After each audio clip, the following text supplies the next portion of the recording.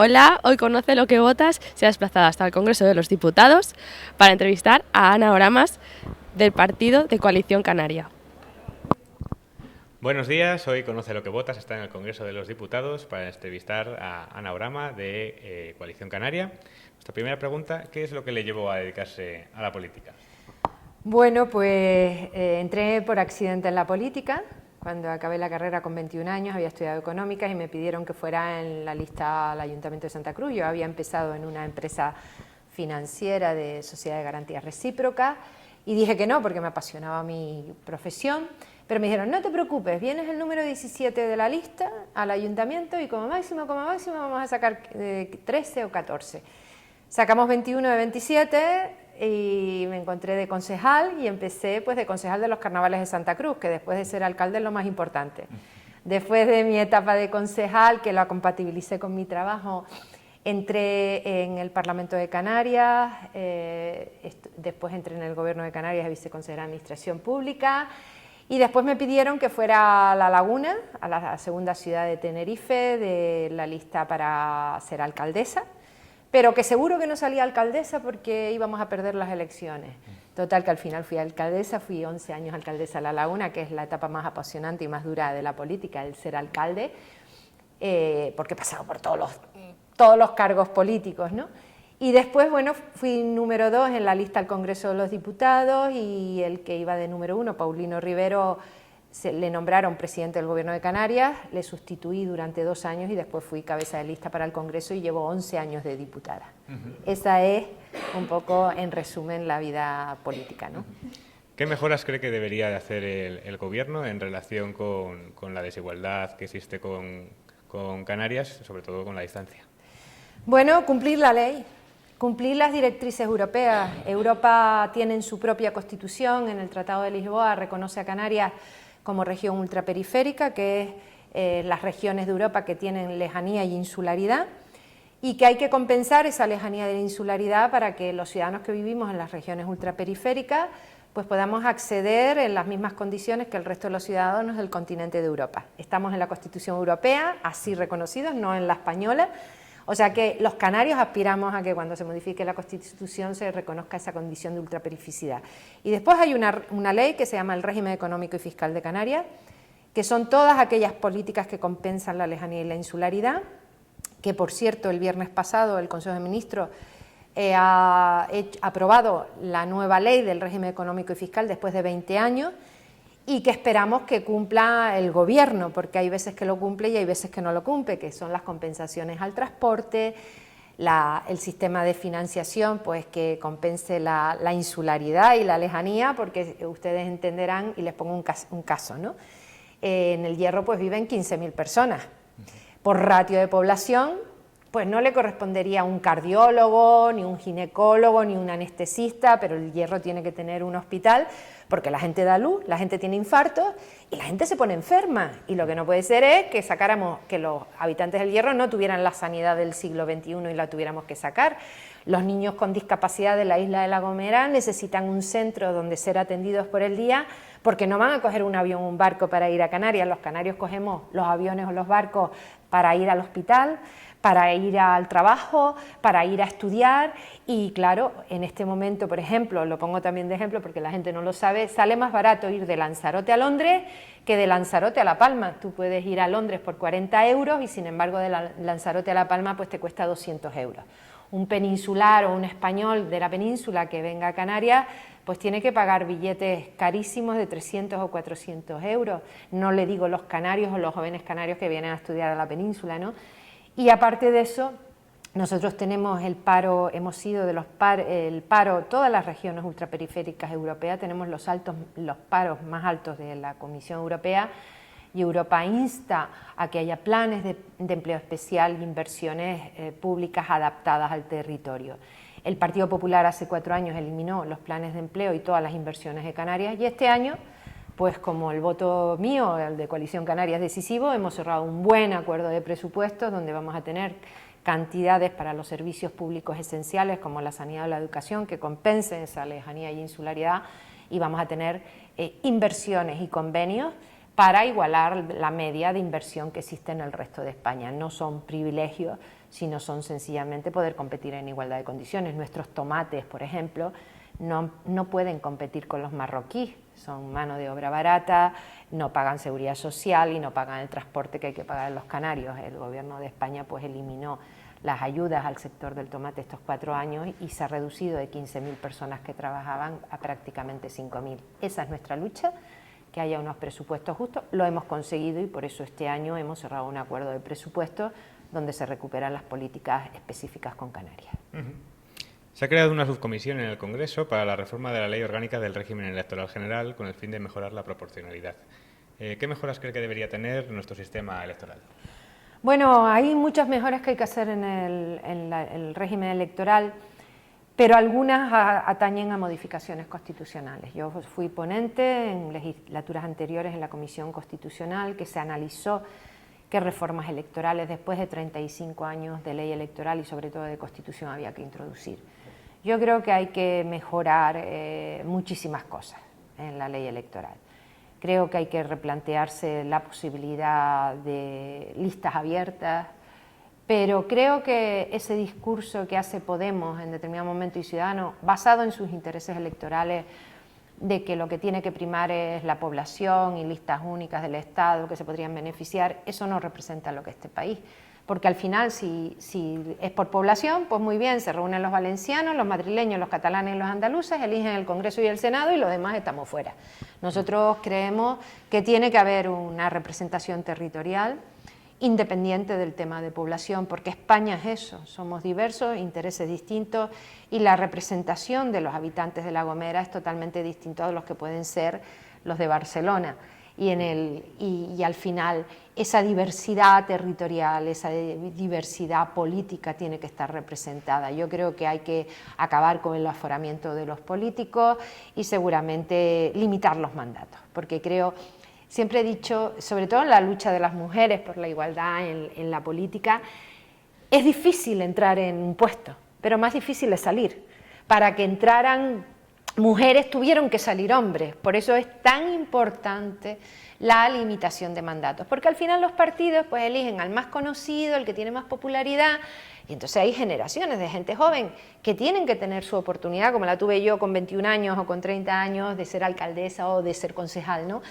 Y para que entre gente joven tiene que salir gente con experiencia y tienen que salir, es lo mismo que pasaron con las mujeres y los hombres, y en ese sentido creo que la limitación de mandatos sería un buen elemento también en la ley electoral. Y desde luego el apartamiento fulminante de la política de las personas que están inmersas en procesos de corrupción. ¿Cree que estos presupuestos justos que se han conseguido es gracias a que su voto era decisivo? Si no hubiese sido decisivo, ¿cree que lo hubiese conseguido de alguna manera? Mire, nosotros llevamos 35 años, me parece que es de democracia, y la historia nos avala lo que le voy a decir. Ojalá llegue un día un gobierno del PSOE, del PP, de Podemos o de Ciudadanos que se ocupe de Canarias, se preocupe de Canarias.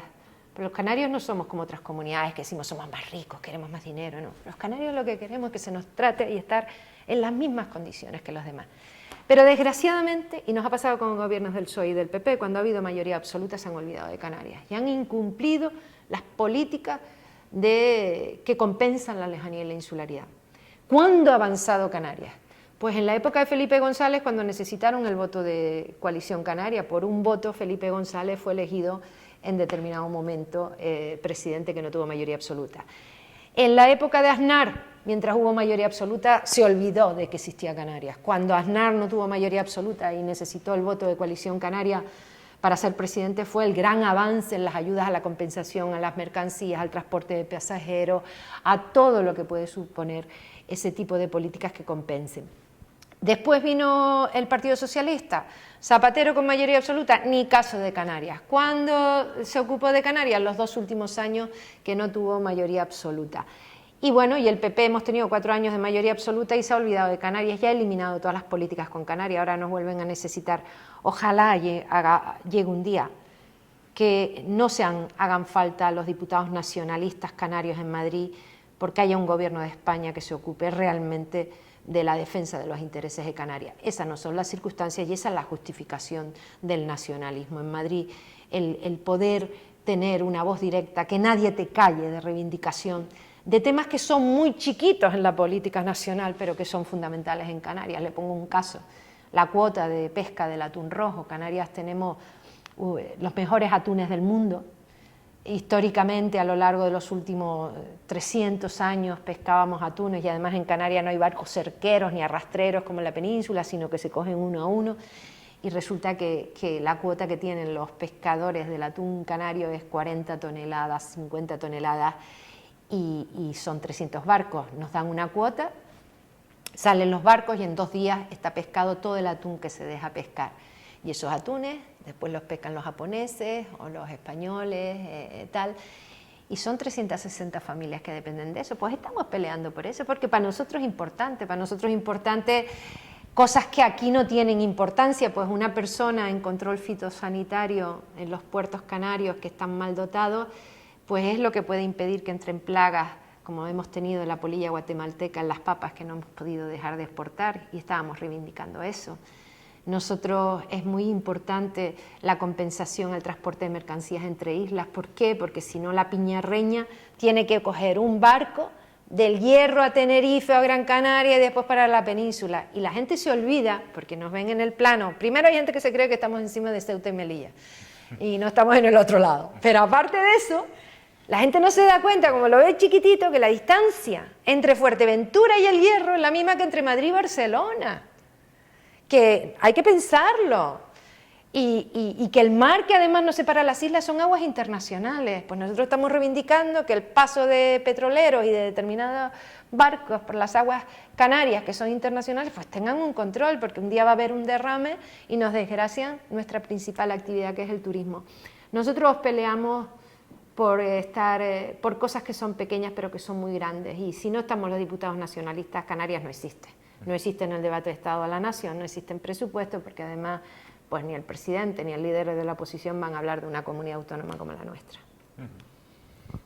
¿Qué opina de la liberación de los estibadores portuarios? Pues mire, soy de las personas que más ha batallado, y yo le recomiendo que vea mi intervención, porque además solo es de 2 minutos, o sea que yo la ventaja que tengo es que, y la desventaja, ¿no?, es que los demás portavoces pues tienen media hora para fijar posición. Yo tengo 2 minutos y tengo que ir al grano, directa, al cuello, al hígado, como se dice, y a ser clarita, o sea que no me enrollo, ¿no? Tengo 2 minutos. Y el tema de los estibadores lo conozco muchísimo, porque el tema de la estiba tiene una importancia en Canarias excepcional. Hay 600 familias en Canarias que son de la estiba. Se ha hecho una manipulación absoluta por parte del gobierno de cuáles son las condiciones de trabajo de los estibadores de la estiba, y además de cuál es la posible solución, incluso mintiendo sobre las condiciones europeas.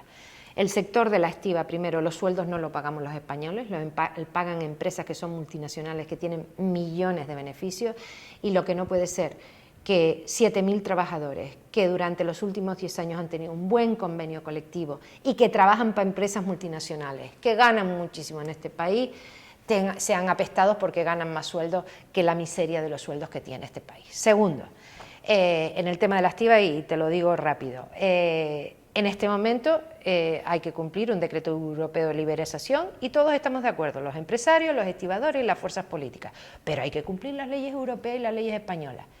Y lo que hay que obligar es que se subrogue al personal que trabaja actualmente en la estiba. Lo que no puede ser es la propuesta del gobierno, que decía, se despide a los 6.500 y ahora empresas de trabajo temporal a contratar un estibador, si viene un barco a las 3 de la mañana, 3 horas.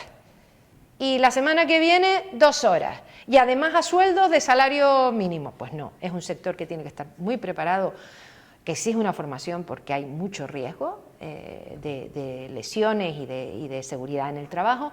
Y segundo, lo que se ha dicho de que los estibadores se van a jubilar con 50 años y el 70.000 euros es falso. Lo único que en el acuerdo que se está negociando se prevé que aquellos trabajadores que hayan trabajado 35 años en la estiba puedan adelantar la jubilación 60 meses.